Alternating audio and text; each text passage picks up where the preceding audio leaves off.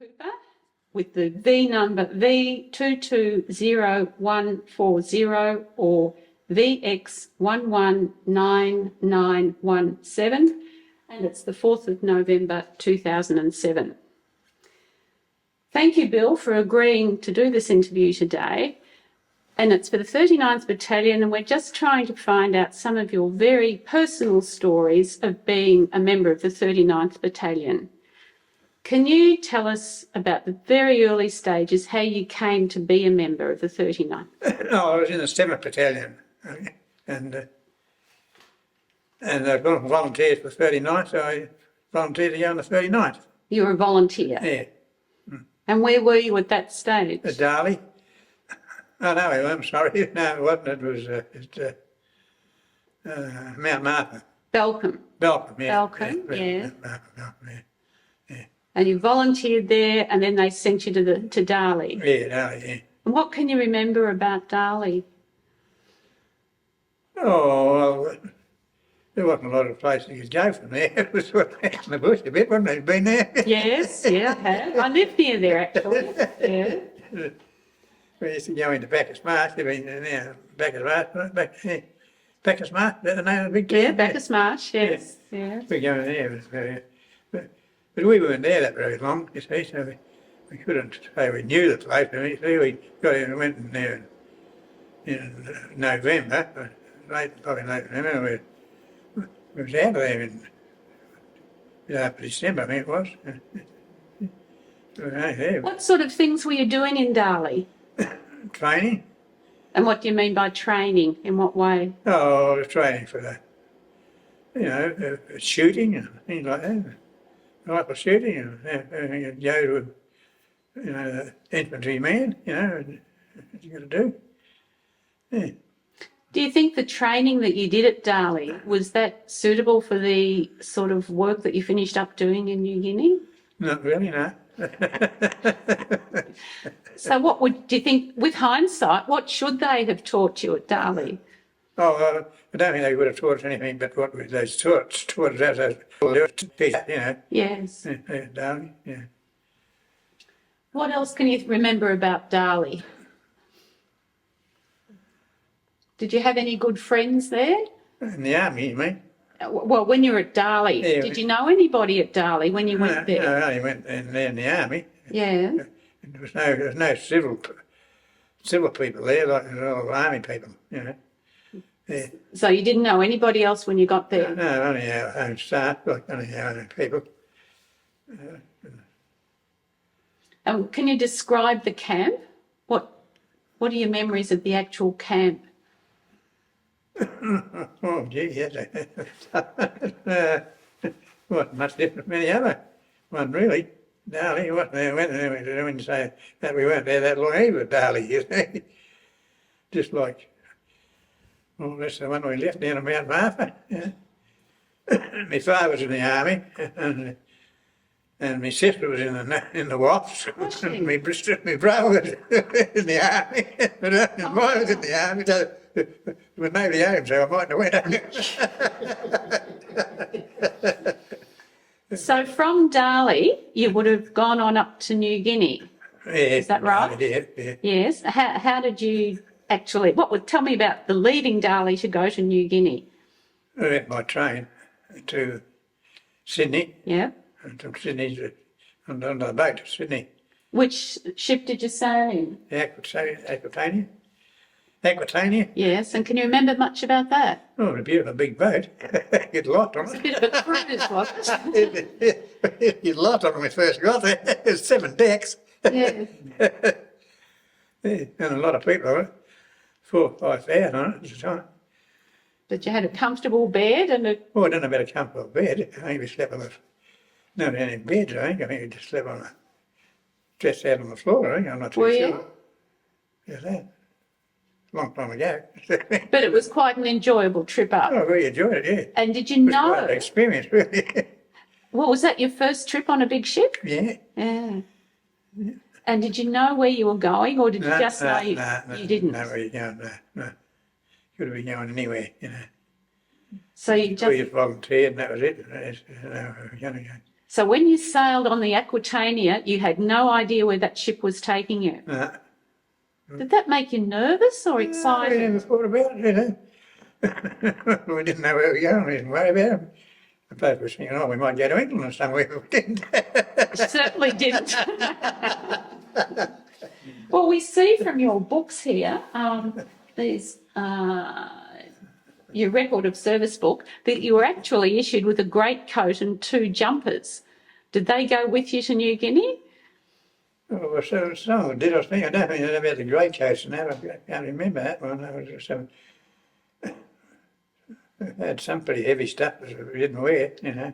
I don't know what happened to them. Can you remember what you did take or what you did pack for this big overseas trip? Oh, I think mainly shorts and that. Yeah, shorts and shirts. So, all right, we've got you on the ship. You're sailing up to New Guinea. What were your first feelings when you saw New Guinea and you realised where you were going?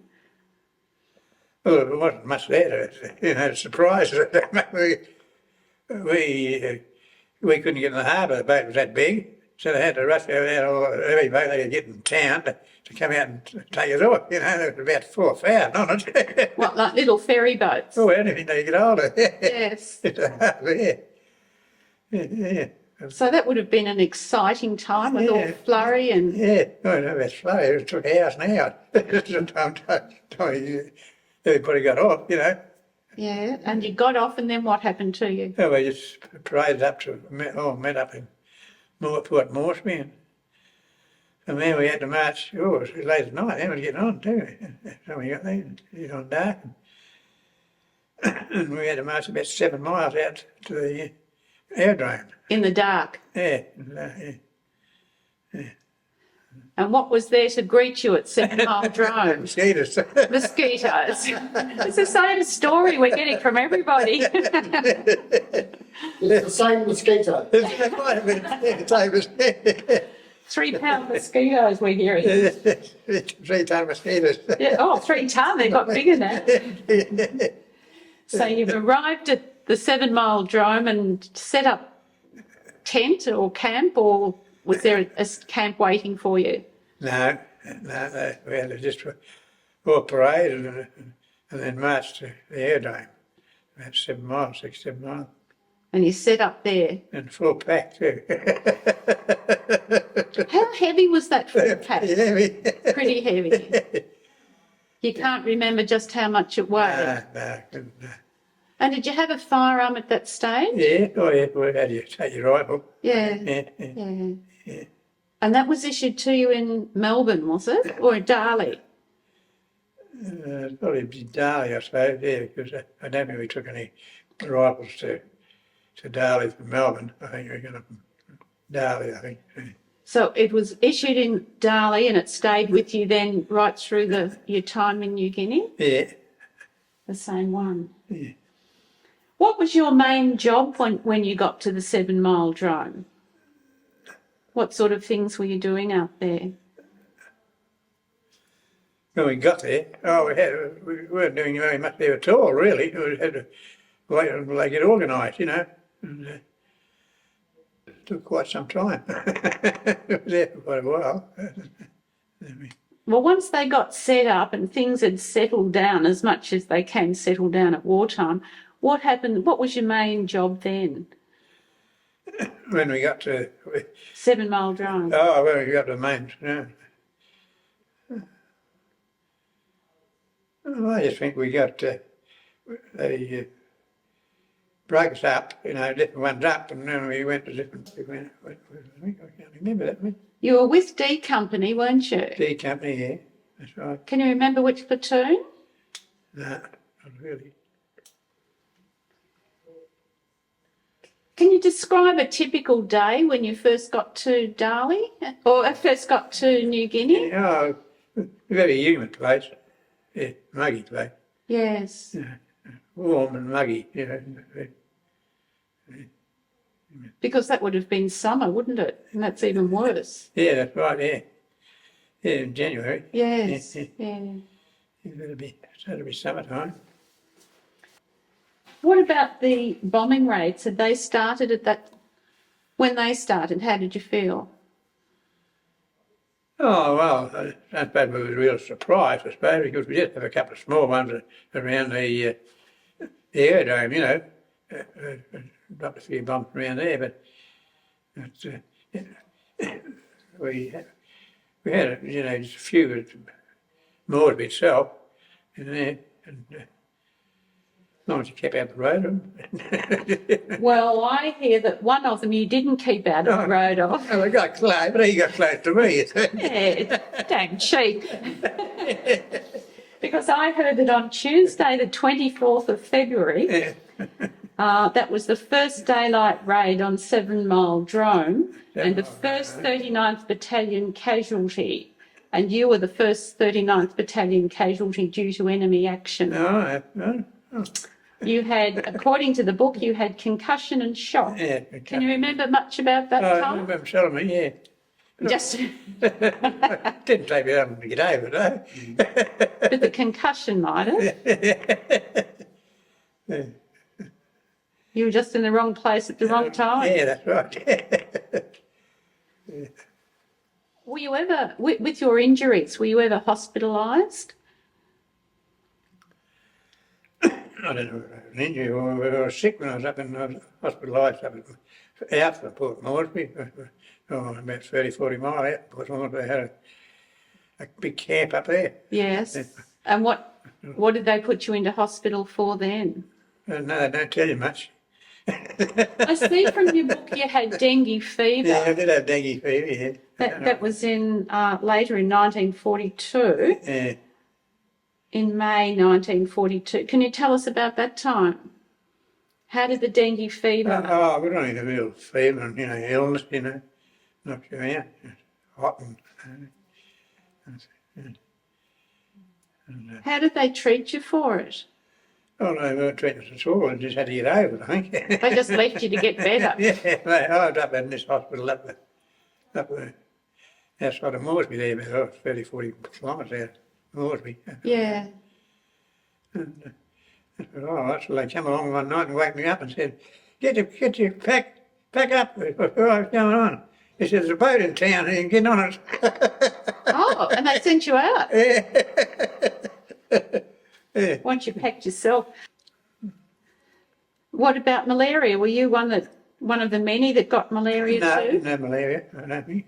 But did the mosquitoes ever bite you? Yeah, but I had that dengue fever. That was enough. All right, well, we can move on to other things. You've arrived in New Guinea and you've been out at 7 Mile Drome. Did you go back to Port Moresby to work or were you just based at 7 Mile Drome all the time? Oh, I used to go to Moresby a lot. To work? Or Yeah, to work, yeah. And what sort of work were you doing? Yeah, get stuff off the boats, you know, ammunition and all. Unloading. Yeah, unloading the boats and take it out to the places where they want it, you know. Yeah. And can you remember the McDewey problems? We got sunk. Yes. Yeah, I was there then. You were you? Yeah. Can you tell us about that time? Can you tell me about that time? What happened? We only got air raid, wasn't it? You got stuck in? I don't know, I think I was there for the actual when he was there, but around that time I was there when I think it was only an air raid, wasn't it? Over a couple of days. Yeah. Copters. Yes. Yeah. Did you ever get the chance to go, or were you ever sent on up the track? No. Oh, I've been up as far as you can go where we took ammunition up. And it wasn't very far, you know, from the bottom, from the Port Moresby end, you know, up there. We used to take the ammunition up and stores and that up there to the track. So what was your job in the army? That was it, more or less, the stores and that, you know. Yes. After we got out of the infantry, I was in the infantry for a while, in the stores, eh? Well, what can you tell us about the infantry? What can you tell us about your time with the infantry? Oh, I started my infantry with the 7th Battalion Yes. and then transferred then to the 39th. You were carrying the stores and the ammunition up as far as you could up the track. Did the steepness of it worry you? I presume you were It was hand. only rough where we were, or a little steep where we were. We had to take the vehicles up, you know. Oh, you drove them. You didn't have to walk with it. No. And who took it over from you? Is that who took over? You took it up and you left it in a store. Yeah. And then who collected it? Yeah, all the troops come down and collected it. And they collected it themselves. Yeah. Yeah. Was there any great difficulty, apart from the mosquitoes, any great difficulty that you had to contend with at that time? What would you say was the biggest problem at that time, apart from the mosquitoes? Oh, I don't know. We sort of got by all the time. Yeah? And we didn't sort of get worried about it very much, did we? Did you have any fun times? Oh, we used to make a lot of fun of it, really. And how did you make your fun? What did you Laugh do? about it, you know. What did you do to have a Oh, laugh? we laugh about it amongst each other, you know. And we'd go mad if we didn't have a laugh. What were some of the recreations that you could have, or the pastimes? We never had any of them. Well, what did you have to laugh about? What did you Oh, have? just things that happened, you know. Can you think of any now? Oh, no, I don't know about that. That's 60 years ago, isn't it? What about comforts? What would you have for comforts then? Which way? Well, little things to spoil you. I mean, we heard today some people had their cigarettes, and I heard Bill Pomeroy was talking about a pink blanket he had. Did you have any comforts? Oh, we had cigarettes. I used to smoke them days. Well, I started smoking when I got in the army. Everybody was smoking them days. Cigarettes or a pipe? Cigarettes. Cigarettes, yeah. Make your own. Roll your own. Roll your own, yeah. Any other comforts? Or I past? might only have a couple of might get a bottle of beer now and again, but not very often. Not bored me anyway. What about Oh, past? no, we did too, because there was a lot left in the stores and we'd raid a few. We had to knock a couple of cases of that. By the time I got home, everybody before. So there was a lot of raiding going on. So you had to. Pastime. You know, you got to look after everybody. You got to look after yourself, and absolutely. Yeah. What about comforts from home? Did you get any tins from home or parcels from home? Oh, not for in the early part. You know, I don't think I had anything from home. Oh, I was at New Guinea. I used to have. Or letters from home? Oh, I might get a letter here now and again, not very often though. There was no sort of home really, because Dad was in the army and everybody else was in the army and the Air Force or something got open. But only Mum sort of home. Poor mother. Yeah, well, she wasn't home, but she shifted down to Melbourne or down there, you know, because Dad was in the army down that way, so she shifted down there. Closed the house up at Merbean and down there. Well, I see from your book that you were an agricultural worker before you joined the army. Does that, if everybody moved down to town, what happened to the agricultural property? What happened to the farm? The women had to do it. But they'd moved to town. They had moved to town. There was no one there to do it. Where? The women? Yeah. The women left on the agricultural places. Did you ever feel low? You had a lot of people around you, but no particular friends. Did you ever feel lonely in the army? No, never. No. And as time went on, the significance of mateship, did that strike you as being more important, or did you just take it for granted? Oh, well, I think you didn't, well, you didn't take it for granted, I suppose. It was just that, you know, you liked each other and your mates. Your mates. Your mates, you know. Are there any special mates that you can remember from that I think time? they're just about all dead now. My brother was over there. he was in New Guinea with me. He was in the 39th too, wasn't He he? was in the 39th, my brother, yeah. He was in the 39th and I went over there and joined up. Oh, he was there before you. Just a little bit, yeah, they all sort of come from 7th Battalion, same battalion, you know. Did you both go on the same ship? Yeah, yeah, And you knew he was on the ship at the time? yeah, we have seen. Yeah. Oh, that would have made it a bit easier for you, wouldn't it, having your brother there? Oh, didn't have to worry about. I have to look after him. Did you? Was he an older brother or a younger brother? Oh, probably thought he was looking after you. No, I always looked after him. How did you feel about the enemy?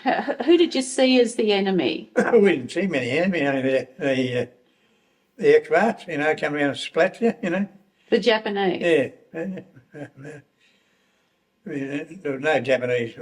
I think they landed there. My brother was in the first lot there, just out of Moresby there, but there wasn't very many of them, I think.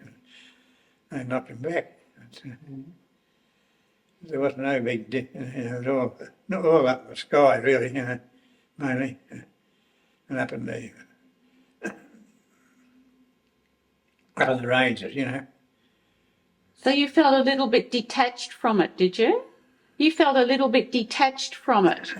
Detached from it. Yeah. Yeah, well, we weren't up in the fighting, you know, like in the big, Right. you know, we had to do the, you know, all the, bring up all the stuff, you know, and get everything geared, you know, and ready. But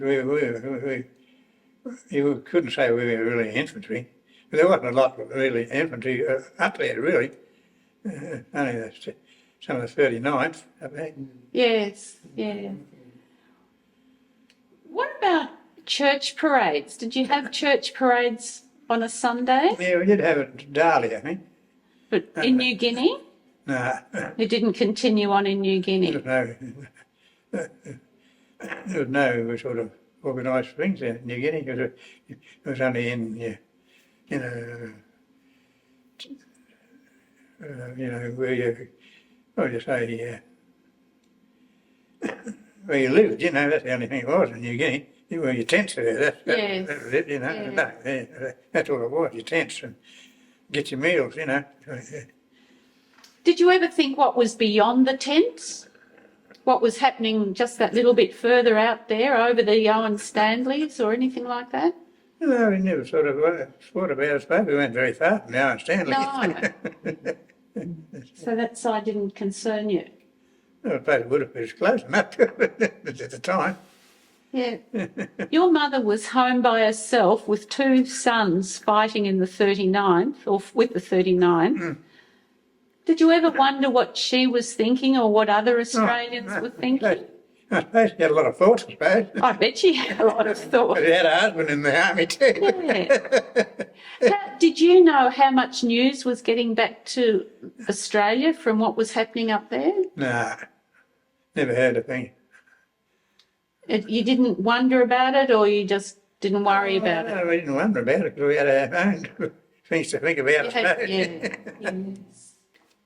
What about any mischief? Did you get into any, apart from we heard the raids, did you get into any other mischief up there? No, nothing we ever did, I don't know. You were good. Yeah, but there was no Well, beer. not that you're telling us anyway. I There was think no that's- beer, I better get in trouble. Oh. So what happened at night time? Did you just go to bed or was there any entertainment? No, we're in New Guinea. No, just go to bed. We didn't have the entertainment we were. I don't think anybody else did. There was no playing cards or anything like that? You just... No, I think sometimes we used to just play cards or something, or two up or something. A bit of two-up? Yeah, they played a bit of two up. So, Well, I like the cards myself. Yeah. I like playing cards. what sort of games were you playing? Up there? Yeah. Oh, just poker. Poker up there. And how were you paid? That's a good question. We never see any pay. You go to any bank. We didn't Yeah. need it. He didn't need any money up there anyway. You see, because there's nothing there to buy anything, was there? Yeah. You know?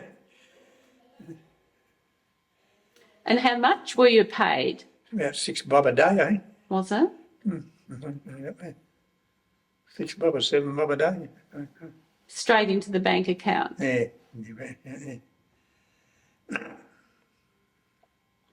Did you think that was enough for what you were going No, through? you got to think about that. They say, they tell you what you're going to have, you know.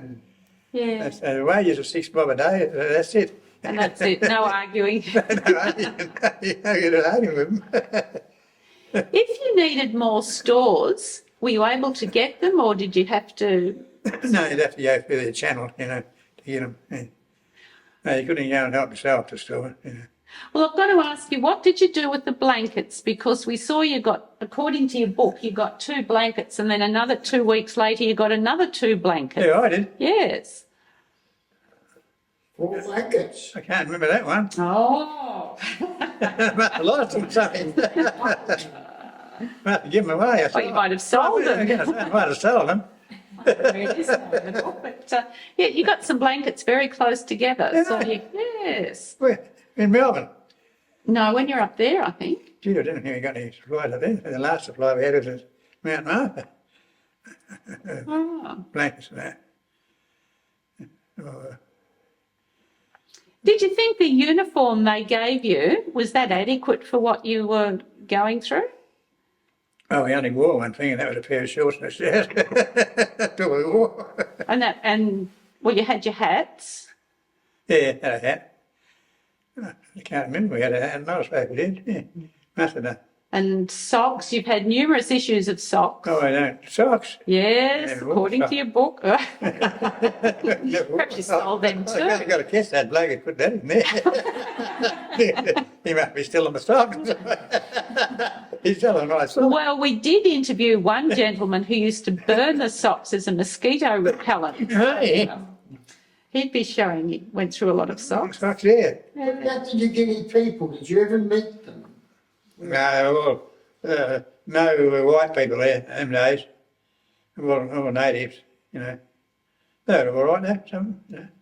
We used to have to work the natives, they were quite nice bloke. As long as we weren't too far away from home, but that's Fred like anything of that. Couldn't get home to see the women and that, you know. You say you worked with them. What sort of work would you do with them? Oh, unloading boats and that. And stores, or getting the stores off the boats and taking them out and distributing them and that, you know. Working alongside them. Yeah, that's 2 or 3, but you'd have quite a few on the wharf, you know, unloading the boats. Oh, very nice.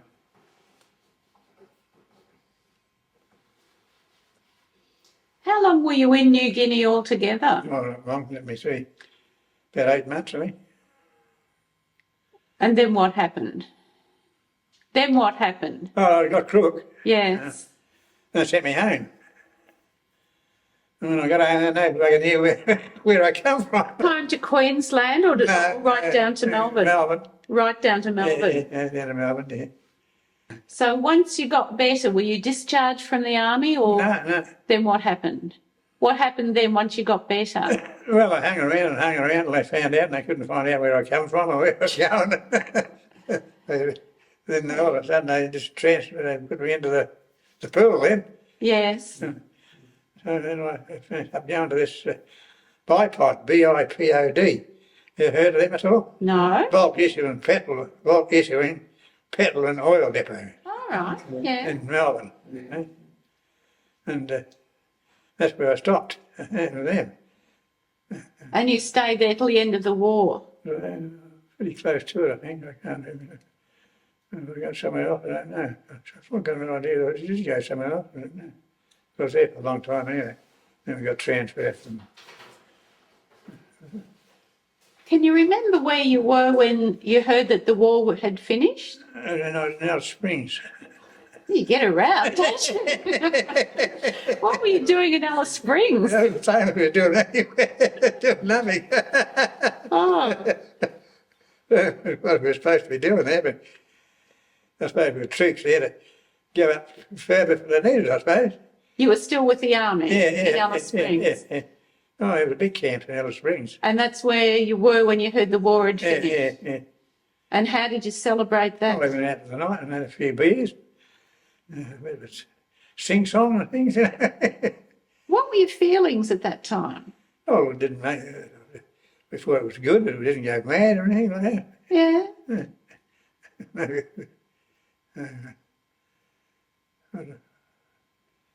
Were you married at that stage? Nah. No, I'd only be about 20 then, I think. How old were you when you joined up? 19.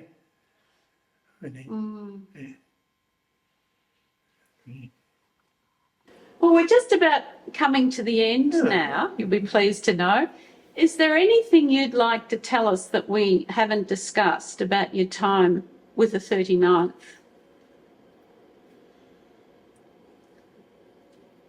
Which way? Any stories that you think, oh, I should have told them this or that? No, I think I'm quite satisfied. You think you've covered it pretty well? Yeah. Well, now comes the hard question. Yeah. There had to be a hard one. Yeah, I got a hard one. Yes, now's the hard one. What do you think is important for future generations to know about that time in Australia's history? What would you like your grandchildren and great-grandchildren to know about that Second World War and the Kokoda campaigns? Well, I think they should know about it. Yeah, that's right. What should they know about it? Oh, what was important? The hardships of going up into the on the track and that, you know. The hardships that the Australians faced. Yeah, that's right. Yeah, they're pretty tough up there. Yes.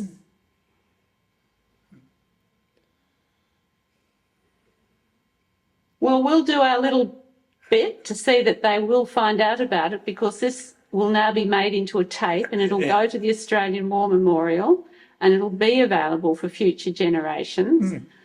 So it goes with our thanks to you for giving us your time and sharing these memories with us. So on behalf of the 39, thank you very, very much. It's been a pleasure anyway. Great. You've done well. Thank you.